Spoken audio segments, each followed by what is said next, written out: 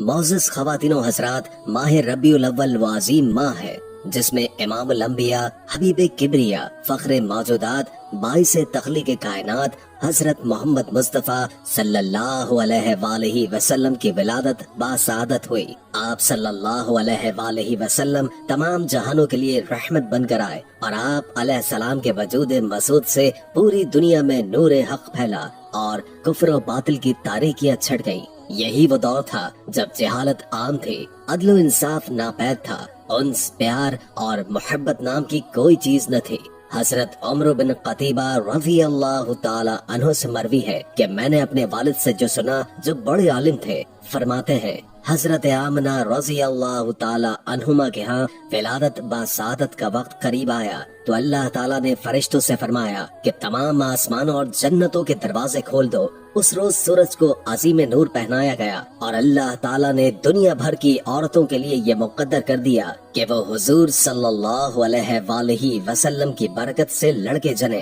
جس روز نور محمد صلی اللہ علیہ وآلہ وسلم حضرت آمنہ رضی اللہ تعالی عنہما کو ودیت ہوا، وہ فتح و نصرت، تر و تازگی اور خوشحالی کا سال کہلایا۔ اہل قریش اس سے قبل معاشی بدحالی، عسرت اور قید سالی میں مبتلا تھے۔ ولادت کی برکت سے اس سال اللہ تعالیٰ نے بے آب و گیا زمین کو شادابی اور ہریالی عطا فرمائی اور سوکھے درختوں اور مردہ شاخوں کو ہرا بھرا کر کے انہیں پھلوں سے لاد دیا۔ اہل قریش اس طرح ہر طرف کثیر خیر آنے سے خوشحال ہو گئے۔ آپ صلی اللہ علیہ وآلہ وسلم کی ولادت سے قابل عرب کے نجومیوں میں کسی بڑی شخصیت کی ولادت کا ذکر جاری تھا، اور اہل کتاب بھی اپنی کتاب میں جس آخری نبی کی آمد کے متعلق پڑھتے آئے تھے، انہیں احساس ہو گیا تھا کہ اس نبی کی آمد کا وقت قریب آ چکا ہے۔ حضرت حسان بن ثابت رضی اللہ تعالی عنہ جو عرب کے نامور شاعر تھے اور مدحت رسول صلی اللہ علیہ وآلہ وسلم میں آج تک شہرت رکھتے ہیں، ایک واقعہ بیان کرتے ہیں۔ وہ فرماتے ہیں کہ وہ 7 سال کے تھے اور مدینہ منورہ، اس وقت جس کا نام یثرب تھا، میں رہتے تھے کہ ایک یہودی کو بلند مقام پر چیختے ہوئے سنا۔ وہ کہہ رہا تھا، اے یہودیوں! جب اس کی آواز سن کر لوگ اس کے ارد گرد جمع ہو گئے اور پوچھا کہ اے کمبخت، تجھے کیا ہو گیا ہے کہ چیخ رہا ہے؟ اس نے کہا، آج رات احمد کا ستارہ طلوع ہو چکا ہے جس میں وہ پیدا ہوگا۔ واقعے کے راوی محمد بن اسحاق رحمت اللہ تعالی علیہ نے حضرت حسان بن ثابت رضی اللہ تعالی عنہ کے بیٹے حضرت عبد الرحمن بن حسان رحمت اللہ تعالی علیہ سے دریافت فرمایا کہ ہجرت نبی کے وقت حسان بن ثابت کی عمر کیا تھی، تو انہوں نے بتایا 60 سال۔ گویا رسول پاک کی ولادت کے وقت ان کی عمر 7-8 سال ہی رہی ہوگی، کیونکہ ہجرت کے وقت خود رسول کریم صلی اللہ علیہ وآلہ وسلم کی عمر مبارک 53 برس تھی۔ سیرت النبی میں درج یہ واقعہ ایک مثال ہے۔ اس طرح کے بہت سے واقعات تاریخ و سیرت کی کتابوں میں ملتے ہیں جن سے ظاہر ہوتا ہے کہ ولادت نبوی سے قبل ہی لوگوں کو احساس ہو چکا تھا کہ آپ صلی اللہ علیہ وآلہ وسلم کی تشریف آوری کا وقت ہو چکا ہے۔ بہت سے سیرت نگاروں نے لکھا ہے کہ جب آپ صلی اللہ علیہ وآلہ وسلم کی ولادت ہوئی تو ایران کے شاہی محل میں زلزلہ آیا اور محل کے کنگورے ٹوٹ کر زمین پر گر پڑے، کعبے میں رکھے ہوئے بت منہ کے بل زمین پر گر پڑے۔ یہ گویا اس جانب اشارہ تھا کہ اب دنیاوی جاہو حشمت کے جھوٹے محل زمین بوس ہونے والے ہیں اور خود ساختہ خداؤں کی عظمت ملیا میٹ ہونے والی ہے۔ اب وہ وقت آ گیا ہے جب حق کا پرچم بلند ہوگا، صداقت کا ستارہ طلوع ہوگا، باطل کی ظلمت دور ہوگی اور حق کی سحر دنیا پر چھا جائے گی۔ رسول رحمت صلی اللہ علیہ وآلہ وسلم کے والد محترم حضرت عبداللہ آپ کی ولادت سے قبل ہی انتقال کر چکے تھے۔ آپ صلی اللہ علیہ وآلہ وسلم کے دادا حضرت عبد المطلب نے جب پوتے کی ولادت کی خبر سنی تو کعبے میں جا کر سجدہ ریز ہو گئے اور اس نعمت پر خدا کا شکر ادا کیا۔ بیوہ ماں نے جب اپنے شوہر کی نشانی کو دیکھا تو آنکھیں بھر آئیں۔ چچا ابو لہب نے جب بھتیجے کی پیدائش کی خبر سنی تو دل باغ باغ ہو گیا اور خبر سنانے والی باندی صوبیہ کو آزاد کرتے ہوئے کہا کہ جاؤ تم میرے بھتیجے کو دودھ پلاؤ۔ मक्के के शरीफों में ये दस्तूर चला आ रहा था कि बच्चों की पैदाइश के लिए आस पास के देहातों में भेज दिया करते थे ताकि बच्चे वहाँ की साफ सुथरी हवा में परवरिश पाकर तंदुरुस्त और तवाना हो जाएं। नीज वो वहाँ की खालिस अरबी जुबान सीख जाएं। असल में मक्का एक मरकजी शहर था जहाँ हर खित्ते के लोग आते जाते रहते थे, जिनके इख्तलात से जबान भी खालिस नहीं रह पाती थी। अरब में पढ़ने लिखने का रिवाज बहुत कम था, मगर वो जबान पर खास तवज्जो देते थे। यहाँ शायरी और सुखनवरी का चर्चा रहता था और गाँव वालों की जबान ज्यादा मुस्तरद समझी जाती थी। इसी गरज से रसूल अकरम सल्लल्लाहु अलैहि वसल्लम को भी परवरिश के लिए एक सहराई खातून हजरत हलीमा सादिया रज़ी अल्लाह ताला अन्हुमा के हवाले किया गया, जिनका ताल्लुक कबीला बनी साद से था। हजरत हलीमा सादिया उन औरतों में शामिल थी जो कि मक्का मौज़मा के शरफा के बच्चे परवरिश के लिए हासिल करने की गरज से आई थी। सीरतुन नबी के मुताबिक ये वाकया खुद हजरत हलीमा ने यूं बयान किया है कि मैं अपने कबीले की कुछ औरतों के साथ दूध पीने वाले बच्चों की तलाश में निकली। ये जमाना कहत का था और हमारे पास कुछ न था। एक भूरे रंग की गधी पर सवार होकर निकली और एक ओटनी भी साथ थी जिससे दूध का एक कतरा भी नहीं निकलता था। हमारा शीरखार बच्चा भूख के सबब सारी सारी रात रोता था और हम सो नहीं सकते थे। मेरी छाती में इतना दूध नहीं था कि बच्चे को दूध पिलाऊं और न ही हमारी ओटनी के पास कुछ था। मैं जिस गधी पर निकली वो थक गई और मैं अपने साथियों से पीछे रह गई और सबके बाद मक्के पहुंची। हजरत हलीमा सादिया का बयान है कि कोई औरत ऐसी नहीं थी जिस पर नन्हे मोहम्मद को पेश न किया गया हो, मगर किसी ने भी आप अलैहिस्सलाम को न लिया, क्योंकि हमें लड़के के बाप से भलाई की उम्मीद रहती थी और उसी से इनाम की तवक्को रखते थे। जब बाप न हो तो दादा और माँ से क्या उम्मीद। लेकिन जब कोई भी बच्चा न मिला तो मजबूरन आप अलैहिस्सलाम को ले लिया। आप अलैहिस्सलाम की बरकत से मुझे बार बार फैज़याब होने का मौका मिला। जब मेरे शौहर बूढ़ी ओटनी की तरफ गए तो क्या देखते हैं कि उसके थन भी दूध से भरे हुए हैं। हम दोनों मियाँ बीवी ने खूब जी भर के ओटनी का दूध पिया और रात भर आराम से सोए। सुबह के वक्त मेरे शौहर ने कहा कि हलीमा, खुदा की कसम खूब समझ ले कि तूने एक मुबारक जात को पाया है। मैंने जवाब दिया, खुदा की कसम मुझे यही उम्मीद थी। जब हम मक्के से अपने गांव की तरफ गधी पर सवार होकर वापस जा रहे थे तो उसमें इतनी ताकत आ गई कि पूरे काफिले से आगे निकल गई। साथ ही औरतें पूछने लगी कि हलीमा, क्या ये तेरी वो गधी नहीं जो मक्के से आई हुई थी? आखिर इसे क्या हो गया है कि इतनी तेज चलने लगी? हजरत हलीमा के मुताबिक उनका गांव बहुत ज्यादा कैद ज़दा था, मगर जब रसूल करीम सल्लल्लाहु अलैहि वसल्लम को साथ लाई तो यहाँ हालात ही बदल गए। वो कहती है, मेरी बकरियां खूब चरने जाती तो खूब चर कर आती और खूब दूध देती। हालांकि दूसरों की बकरियों के थनों से कहत के सबब एक कतरा दूध न निकलता। पड़ोसी अपने चरवाहों से कहते थे, जहाँ हलीमा की बकरियां चरती हैं, वहीं तुम भी अपनी बकरियों को चराओ। हजरत हलीमा के मुताबिक वो 2 साल तक यूं ही आपकी बरकत से माला माल होती रही और आप अलैहिस्सलाम तंदुरुस्त और तवाना हो गए। दूसरे बच्चे इस कदर तंदुरुस्त न थे। 2 साल के बाद आप अलैहिस्सलाम को वापस मक्के ले आई और वालिदा माजिदा हजरत आमिना ने अपनी हैसियत के मुताबिक इनाम इकराम से हजरत हलीमा को नवाजा। हजरत हलीमा आपकी बरकत को छोड़ना नहीं चाहती थी, लिहाजा दोबारा अपने साथ वापस लेती आई। रसूल मोहतरम सल्लल्लाहु अलैहि वसल्लम ने खुद अपनी विलादत का जिक्र बयान करते हुए फरमाया, अच्छा सुनो, मैं अपने बाप हजरत इब्राहिम अलैहिस्सलाम की दुआ और हजरत ईसा अलैहिस्सलाम की बशारत हूँ। जब मैं अपनी माँ के शिकम में आया तो उन्होंने देखा कि उनके अंदर से एक नूर निकला जिससे सरजमीन शाम के महल उन पर रोशन हो गए। बनी साद बिन बकर के कबीले में दूध पीकर मैंने परवरिश पाई। अल्लाह सुब्हाना व ताला ने नबी अकरम सल्लल्लाहु अलैहि वसल्लम को 40 साल की उम्र में नबूवत और रिसालत से सरफराज फरमाया। नबूवत से नवाजे जाने के बाद आप अलैहिस्सलाम 13 सालों तक मक्का मुकर्रमा में रहे। ये जमाना आप सल्लल्लाहु अलैहि वसल्लम की मक्की जिंदगी कहलाता है।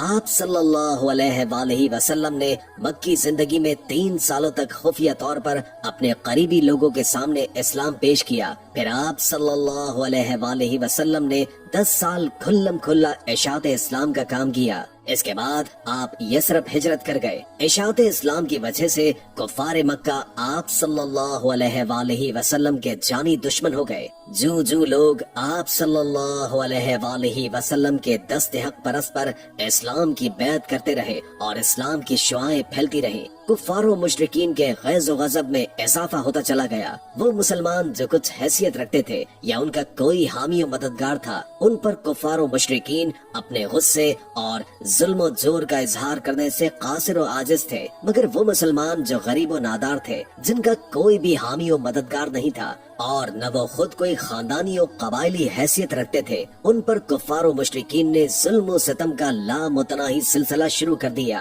कुफ्फार ने उनको तरह तरह से परेशान किया और सताया, मगर उनके ईमान में दिन ब दिन इजाफा ही होता रहा। नबी करीम सल्लल्लाहु अलैहि वसल्लम के दादा फिर चचा अबू तालिब कुरैश की नजर में बड़े शर्फ व एजाज के मालिक थे और आप अलैहिस्सलाम की खानदानी और कबायली वजाहत व अहमियत भी सबके नजदीक मुस्लिम थी। इसलिए आप सल्लल्लाहु अलैहि वसल्लम पर हमलावर होना एक बड़ी जंग को दावत देना था। इसलिए कुछ लोग आपको गजन पहुंचाने से गुरेज करते थे, मगर उसके बावजूद भी बहुत से हुर्मा नसीबों ने आप सल्लल्लाहु अलैहि वसल्लम को तरह तरह से सताया और आप सल्लल्लाहु अलैहि वसल्लम को मुख्तलिफ मसाइब व आलाम से दोचार होना पड़ा। जेल में आप सल्लल्लाहु अलैहि वसल्लम को मक्की जिंदगी में पेश आने वाले मसाइब व आलाम में से चंद पर हम नजर डालते हैं।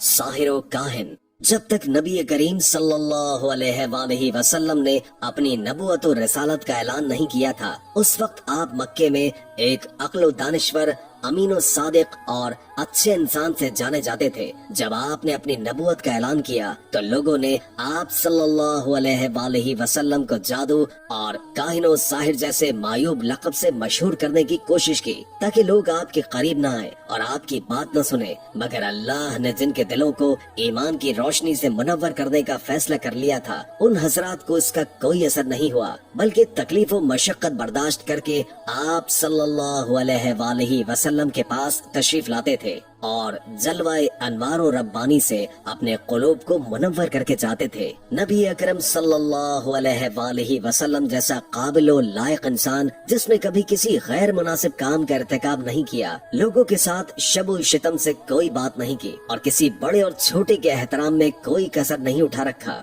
मगर ऐलान नबुवत के बाद कुफ्फार ने उन्हें मजनून और दीवाना कहना शुरू कर दिया। हकीकत ये है कि जिसने इस अजीम मोहल्ले में इंसानियत, रहबरे रुश्द व हिदायत और अक्ल व दानिश के मीनार को मजनून और दीवाना कहा, वो खुद मजनून, पागल, दीवाना, मुआनिद व मुतासिब और सरकशो हट धर्म थे। नाज़रीन इकराम, आपको मालूम है कि आप सल्लल्लाहु अलैहि वसल्लम की बेसत का मकसद क्या था? हमारा ईमान ये है कि सैयदे वलद आदम हजरत मोहम्मद मुस्तफ़ा सल्लल्लाहु अलैहि वसल्लम सिर्फ एक नबी ही नहीं है, बल्कि खातमुन नबीयीन है, और सिर्फ एक रसूल ही नहीं बल्कि आखिरुल मुरसलीन है। लिहाजा आपका मकसद और बेसत यकीनन वो भी है जो तमाम अंबिया और रसूल का बुनियादी और असासी मकसद बेसत है। लेकिन चूँकि आप सल्लल्लाहु अलैहि वसल्लम पर नबुवत और रिसालत का सिलसिला सिर्फ खत्म ही नहीं हुआ बल्कि मुकम्मल हुआ है, लिहाजा आप सल्लल्लाहु अलैहि वसल्लम के मकसद बेसत में एक तकमीली और इंतमामी रंग होना जरूरी है, जो आप सल्लल्लाहु अलैहि वसल्लम के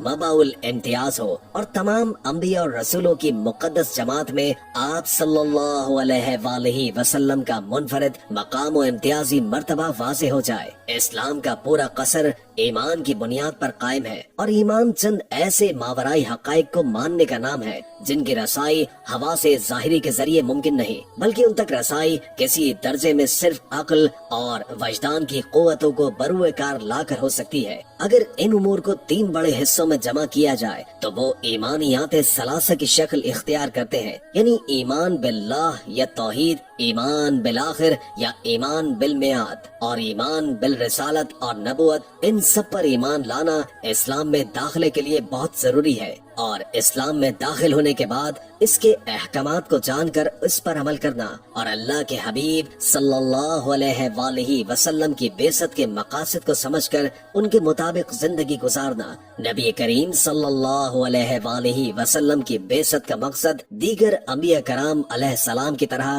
दावत तौहीद ही रहा। آپ صلی اللہ علیہ وآلہ وسلم نے انسانوں کو انسانوں کی عبادت و غلامی سے نجات دلا کر اللہ واحد قہار کی وحدانیت اور کبریائی سے آشنا کر کے ان کی جبینوں کو خالق و مالک حقیقی کے در پر جھکایا، لوگوں کے سامنے ان کے حقیقی رب کا تصور پیش کیا اور ان کو اس بات سے آگاہ کیا کہ ایک اللہ کی عبادت میں ہی ان کی دنیا و آخرت کی کامیابی مضمر ہے۔ دعوت دین کی وجہ سے آپ صلی اللہ علیہ وآلہ وسلم کو ان کی جائے پیدائش سے نکالا گیا، 2.5 برس تک شعب ابی طالب میں محصور رکھا گیا، ان کی ایسی آزمائش کی گئی کہ چشم فلک کے بھی آنسو نکل آئے۔ رحمت للعالمین صلی اللہ علیہ وآلہ وسلم کو نازیبا کلمات کہے گئے، آپ علیہ السلام کو گالیاں دی گئی، طائف کے بازاروں میں آپ کے ابریشم سے بھی نازک جسم اطہر کو پتھروں سے مضروب کیا گیا، اور جب نبی رحمت صلی اللہ علیہ وآلہ وسلم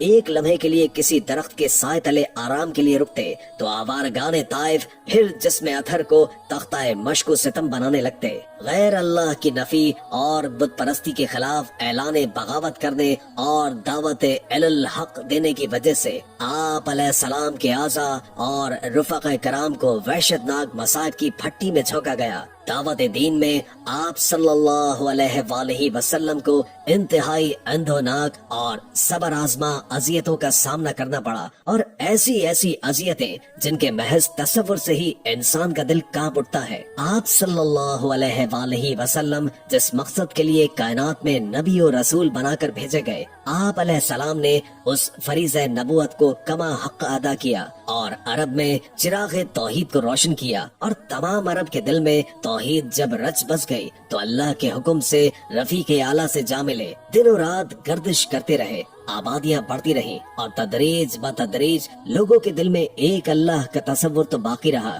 مگر عمل کے میدان میں لوگ شرک، بدعت اور ضلالت و گمراہی کے دلدل میں پھنستے چلے گئے، یہاں تک کہ آپ صلی اللہ علیہ وآلہ وسلم کی بعثت کا اصل جو مقصد تھا لوگوں نے فراموش کر کے آپ صلی اللہ علیہ وآلہ وسلم کی ذات مبارکہ کو ہی الوحیت کے صف میں لا کر کھڑا کر دیا، اور لبیک یا رسول اللہ، اغثنی یا رسول اللہ کے نعرے بلند ہونے لگے، اور محبت رسول کے نام پر امت میں مختلف انواع و اقسام کی شرکیات نے رواج پا لیا، اور کہیں لا علمی تو کہیں جان بوجھ کر لوگوں نے ان شرکیات و بدعات کو ہی اصل دین سمجھ لیا۔ اللہ پاک سے دعا ہے کہ اللہ ہمیں دینی تعلیمات کی صحیح سمجھ عطا فرمائے اور حضور صلی اللہ علیہ وآلہ وسلم کی بعثت کے مقصد پر عمل پیرا ہونے کی توفیق عطا فرمائے، آمین۔ السلام علیکم ورحمۃ اللہ وبرکاتہ۔